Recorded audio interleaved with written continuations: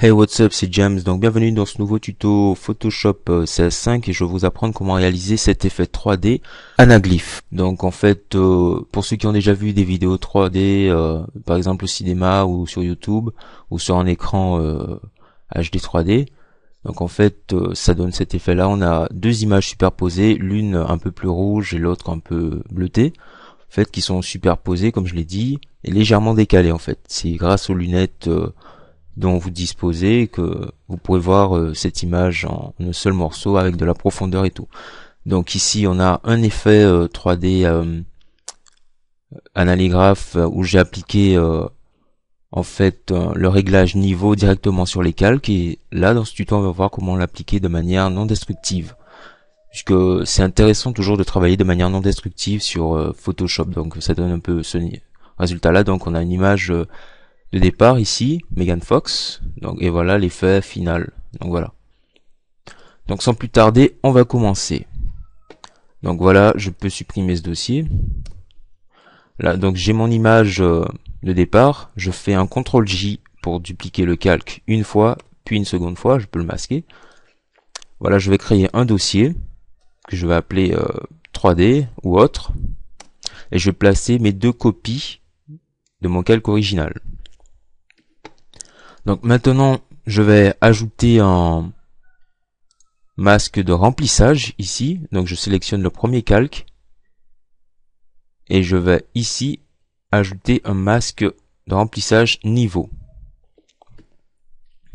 Donc je me positionne sur niveau par défaut. Ici je vais changer la couleur, je prends du rouge et je vais me positionner sur niveau de sortie, je vais mettre de 0 à 0. Voilà. Donc, le masque de remplissage est assez intéressant puisque, en fait, il permet de travailler de manière non destructive sur un calque, sur une image.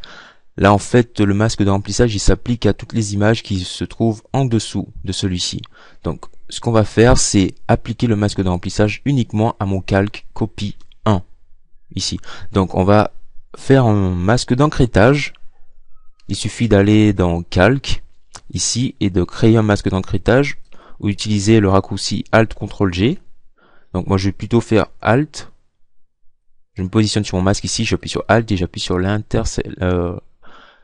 ligne ici entre les deux. Et hop, voilà, mon masque de remplissage est appliqué directement en tant que masque d'encrêtage sur mon calque copie 1. Voilà. Donc je clique sur mon calque copie 1 ici. Je passe son opacité à 50 et je vais changer son mode de fusion sur superposition. Voilà. Donc je sélectionne l'outil de déplacement. Ici je vais déplacer à l'aide des flèches du clavier, comme ceci. Pardon. Voilà. Je me positionne bien. Voilà. Je clique sur mon calque et je vais déplacer légèrement. Voilà. On voit un effet un peu troublé, comme ceci. Donc j'appuie 4 ou 5 fois vers la droite ou vers la gauche, au choix. Là je me positionne sur mon calque 1 et je vais ajouter encore un calque de masque de remplissage, pardon, sur mon autre calque, masque de remplissage niveau toujours. Donc je me positionne ici, toujours en niveau par défaut, je sélectionne le bleu cette fois-ci, je mets de 0 vers 0, et ensuite le vert de 0 vers 0 également. Voilà, donc on voit que le résultat est assez rouge. Donc je vais retourner sur mon calque ici où on avait une couleur un peu plus bleutée, et passer l'opacité à 100%.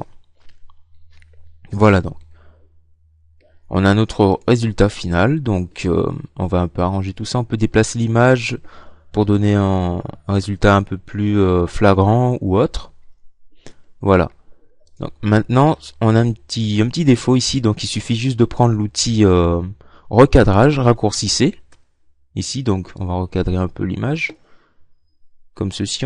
Voilà, on coupe la partie rouge, on appuie sur entrée et voilà. On a un effet 3D analigraphe, un effet de 3D qu'on peut voir avec des lunettes 3D. Donc c'est assez simple à faire. On a before, after, voilà, tranquillement. Donc c'était James, on se reverra peut-être dans un autre tuto Photoshop CS5 ou After Effects. Merci d'avoir regardé, peace out.